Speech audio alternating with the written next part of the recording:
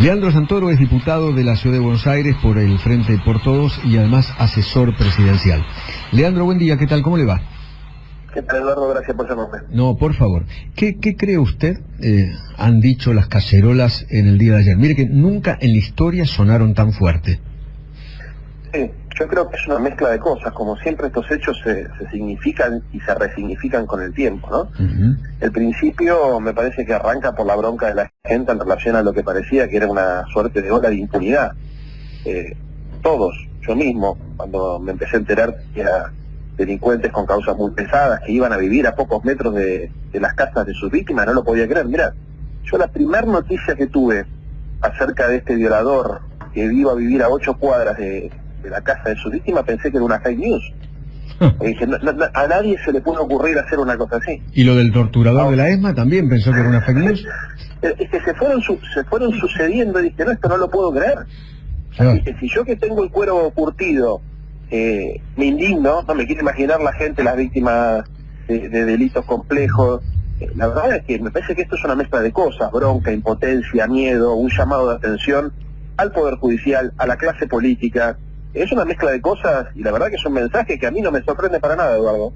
Y que deben escuchar, ¿no? Me imagino que en la Casa de Gobierno deben haber tomado nota. Sí. Mira, yo soy muy amigo de Matías Bañato. Sí. Muy amigo, hablo con él permanentemente. Un fenómeno, gran amigo mío. Un fenómeno. Gran tipo, sí. Muy sensible, sí. Hablo permanentemente con él. Muy bien. Tengo el pulso de lo que es el reclamo de su sector. Es un sector que en realidad él arranca, digamos, tratando de congregar a las víctimas de delito, pero también ha generado empatía con mucha gente que, sin haber sido nunca víctima de delito, se siente empática con la demanda. Claro. Por eso también estoy de acuerdo con lo que dijo Sergio Massa. O sea, juez que no escucha o que no acepta la ley de víctimas, que tenemos una ley para escuchar a las víctimas, yo digo que Pero ¿sabe que la ley de víctimas, por ejemplo, no fue aceptada en la provincia de Buenos Aires? No sabía. Claro. La provincia de Buenos Aires no adhiere a esa ley nacional. No, es una locura. No, voy a averiguar para la próxima vez que charlemos, pero la verdad es que ¿cómo el juez no va a tener en cuenta la opinión de la víctima? Claro. Eso después, y en relación al cacerolazo, y te lo voy a decir francamente, yo creo que después la gente no termina distinguiendo si es la justicia, si es la Cámara, si es el juez, si son los políticos, si son los diputados, si es el presidente, todo lo mismo. Bueno, a ver, vamos a ser sinceros, Leandro. Hay dos funcionarios del gobierno nacional, uno Mena, que fue a negociar, se bajó los pantalones y fue a negociar a la cárcel de Devoto. Y el otro se llama Pietragala, que pidió la libertad de Jaime. Y claro, la gente viene viendo que de Vudú para acá hay una impunidad muy grande. Mira, el sentimiento de impunidad yo creo que la gente, todos lo tenemos desde hace mucho tiempo. Yo te podría decir, yo recuerdo, por ejemplo, desde el caso Cabezas hasta acá, sí, que me movilizan a mí estos temas. Claro. Primer punto. Segundo punto. Es cierto lo que decís, digamos, que esto puede generar tensión, pero también es cierto, Eduardo, que esto es un tema mundial, porque se ha planteado en todo el mundo la necesidad de descomprimir a las personas, el sistema penitenciario en la franja de las personas menos peligrosas que están por terminar su condena. Y esto ha generado también reacción en otros países del mundo. El tema es que acá nos falta equilibrio. O sea, yo creo que uno de los problemas que se sature el sistema penitenciario es que esa gente, el día de mañana se enferma, no va a ser atendida dentro del penal, va a ser atendida en el sistema público de salud. Primer punto. Segundo punto, no estamos viendo que además de haber presos en el sistema penitenciario, está la gente del servicio penitenciario, están los oficiales y suboficiales del servicio penitenciario, que si llega a haber un brote epidémico dentro de una cárcel, corre el riesgo su propia vida y la de su familia. Entonces, el tema es cómo se instrumentan las recomendaciones de la Comisión Interamericana de Derechos Humanos, de la OMC y de la ONU. Lo razonable sería que si existen personas que están por terminar su condena y digamos, no son peligrosas, vamos a ponerlo así, que el juez arbitre la posibilidad para que las terminen de manera condicional en su casa, ¿no? Eso es lo que está pasando en el mundo. Ahora, y ahí, a liberar presos que tienen condenas pesadas, que recién inician, o violadores, o crímenes de naturaleza terrible, me parece que es una locura. No es lo mismo, te lo voy a poner un caso, de tener un tipo que tuvo una condena por juego ilegal, que le faltan 2 meses para cumplir su condena, abarrotando un pabellón de una cárcel, que mandar un violador a su casa. Este es el debate en el mundo. Después, la interpretación es exclusivamente de la justicia y de los jueces, o sea, no es el poder ejecutivo el que determina o interpreta la ley, es el juez. Entonces, lo que nosotros estamos diciendo es, mire muchachos, que existan estas recomendaciones, que no son argentinas, son mundiales, es que fíjate, es un debate mundial que se está dando. De hecho, se han liberado presos en todos los países del mundo, una cantidad enorme, mucho más que en la Argentina. No los habilita a que ustedes se quiten el quilombo de encima, porque lo que está pasando es que los presos más pesados son los que en general son los que presentan más habeas corpus, que están todo el tiempo sobre los jueces, con sus abogados personales, etcétera. Entonces los tipos, para sacarse el quilombo de encima, liberan orden para que cumplan la domiciliaria. Y esto genera una tensión en la sociedad que provoca el cacerolazo. Entonces hay que ser responsable y buscar el equilibrio. O sea, una cosa es aceptar las recomendaciones y otra cosa muy distinta es no tomar en cuenta que no es lo mismo, por ejemplo, una persona que tiene 65 o 70 años que está terminando su condena que un tipo que tiene, no sé, 35 y que fue detenido por robo con arma de fuego y que lo largas a la calle y obviamente lo primero que va a hacer va a ser salir a robar. Tal cual. Leandro, pero hay una característica cuando haces la comparación con otros países, es que Argentina, los delitos leves que tienen condena de menos de 3 años no tienen prisión efectiva, o sea que siempre son delitos graves los que están presos. Bueno, este es el tema. En los últimos 4 años los delitos leves que no tienen prisión efectiva la tuvieron. Ese es el tema. O sea, en los últimos años... Entonces es una cuestión ideológica. Bueno, pero digamos, hubo un cambio de paradigma, digamos, tanto en la ley después de la ley Bloomberg, pero también en la aplicación de la ley. Y hay mucha gente que está en estas condiciones. Pensá que, a ver, no en la cárcel de Devoto, paradójicamente, donde sí obviamente hay 1.690 presos y es complejo, pero hay otras cárceles donde de verdad hay una situación de superpoblación. El tema es lo siguiente, ¿qué es lo que debería hacerse? Lo primero, agarrar a los presos más pesados, y más los que están en él, y armar lugares especiales, o sea, y diferenciar adentro de la cárcel. Llévenlo a los cuarteles, viejo, llévenlo. Exactamente. Llévenlo a Campo de Mayo, qué sé yo, no sé a dónde. Exactamente.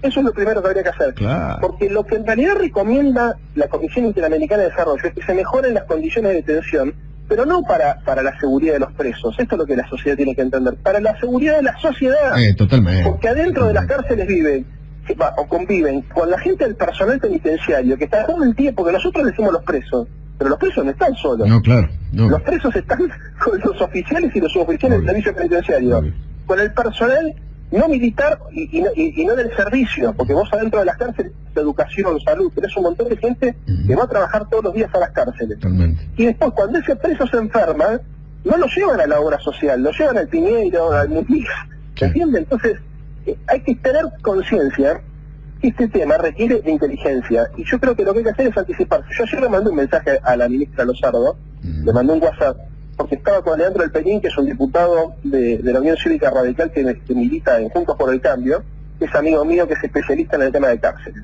Y Leandro me decía, mira, fíjate de alcanzarme esta recomendación porque puede servir. Y es esto de lo que me decías vos, arbitrar lugares como Campo de Mayo u otros lugares donde se puedan separar a los presos más complejos, porque a ver, una cosa es liberar un tipo y otra cosa es tenerlo en una situación de hacinamiento. Las dos cosas están mal. O sea, hay cosas para hacer en el medio, esto es lo que yo digo, ¿no? Y esto es lo que me parece que tienen que las recomendaciones, pero son decisiones de los jueces, no de los árboles ni de nada. Los jueces tienen que buscar la manera de dialogar con el Ministerio de Justicia y ir viendo caso por caso, no liberaciones masivas. Como decís vos, por ejemplo, los represores que están por delitos de lesa humanidad. A Campo de Mayo, si tenés adentro, por ejemplo, de la cárcel de Seiza, personas de riesgo, tratá de aislarlas antes que se enfermen y ponerlas en pabellones especiales a la gente más grande que tengan el mínimo contacto posible con el personal penitenciario. O sea, hay cosas para hacer.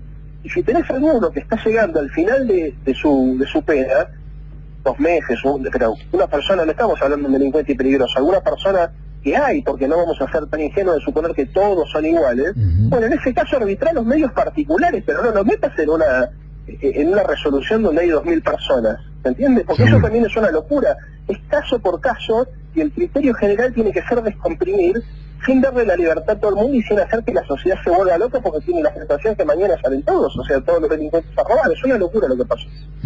Leandro, te saco un poco de tema. Esta semana estuviste muy activo con el tema del problema que hubo de agua con la Villa 31 y me sorprendió el ataque que hacías directo contra Rodríguez Larreta en un momento en donde el mensaje, por lo menos que baja el presidente, es de tratar de superar la grieta. Es que yo no ataco a Rodríguez Larreta, yo lo que hice fue poner de manifiesto la situación. De hecho, después... Sí, en un tuit dabas a entender como que había como una mala intención de parte del gobierno de la ciudad de no querer posibilitarles la llegada del agua, cuando en realidad era un problema también de aguas argentinas. No fue así. Hay un tema logístico, sí. Ahí te lo cuento. Hubo un problema de aguas argentinas, sí, en la planta San Martín, que eso provocó la baja de distribución de agua en barrios de la ciudad, en Belgrano, Caballito, creo que hubo problemas. Pero el problema de distribución de agua dentro de la Villa 31 es lo mismo que el tema de las cárceles. O sea, o miramos estos lugares donde la cuarentena no es en un departamento de 3 ambientes, sino es en el barrio, o explota un foco infeccioso ahí, y te imaginas que ahí no haya agua. El tema es la redistribución del agua adentro de la villa, no es responsabilidad de AISA, es responsabilidad del gobierno de la ciudad. El gobierno de la ciudad hizo una obra muy importante, que es un acueducto que abastece de agua a la villa, pero está mal conectado y faltan resolver temas de conexión entre el acueducto y el sistema que redistribuye dentro de la villa. Algunos barrios dentro de la villa sí reciben un servicio correcto. Por ejemplo, las casitas nuevas, las que han hecho con la urbanización, y el Ministerio de Educación, que es otra buena decisión de Horacio Rodríguez Larreta, llevó el edificio del Ministerio de Educación lo llevó a la Villa 31. Pero después tenés lugares como Güemes, por ejemplo, u otros barrios dentro del mismo barrio, que directamente no tenían agua. Lo que pasó fue que esto pasa regularmente, de hecho en enero había pasado también, se había cortado el suministro de agua, y fíjate, yo puse en Twitter también un hilo de Twitter, hará dos días atrás, donde pongo una nota de Clarín de enero. En esa nota del diario Clarín de enero queda muy claro que la responsabilidad es del gobierno de la ciudad, porque era un tema que se discutía en enero y que Larreta daba explicaciones. Muy bien, cuando esto falla, cuando el sistema falla, que más allá de los problemas de AISA, porque falla ahí adentro, y está la nota de Clarín de enero que lo cuenta, lo que hace el gobierno de la ciudad es que asiste con camiones cisterna y adentro de la villa los reparten con unas motos. Con unas motitos, con unos tanques de agua, le van llenando los tanques a la gente. Lo que pasó fue que AISA llama y le dice, mirá, tenemos este problema, en realidad una comunera nuestra que se comunica con los dos, y el gobierno de la ciudad dice que no vaya a AISA, y estuvieron 72 horas sin agua. Empieza, después que nosotros hicimos el lío, un camión cisterna del gobierno de la ciudad a asistir a la gente en el plan de emergencia, que no sería el común, sino el que del camión cisterna y las motitos, y después efectivamente hablan con AISA, que es lo que también tuiteé, se ponen de acuerdo y le piden a AISA ayuda y van otros camiones de AISA para asistir a la gente. Pero esto sería el plan de emergencia. Esto pasó por lo menos 72 horas después de que nosotros fuimos. Pero la responsabilidad de AISA es hasta los límites de la villa, hasta el perímetro. Todos los terrenos, digamos, como el de la villa, los terrenos que son de dominio privado, como podría estar considerado la villa, corresponde exclusivamente al gobierno de la Ciudad de Buenos Aires. Ok. Leandro, feliz día. Del trabajo y de la Constitución, de las dos cosas. Feliz día para vos igual. Abrazo muy grande. Leandro Santoro, diputado de la Ciudad de Buenos Aires por el Frente de Todos y además asesor presidencial.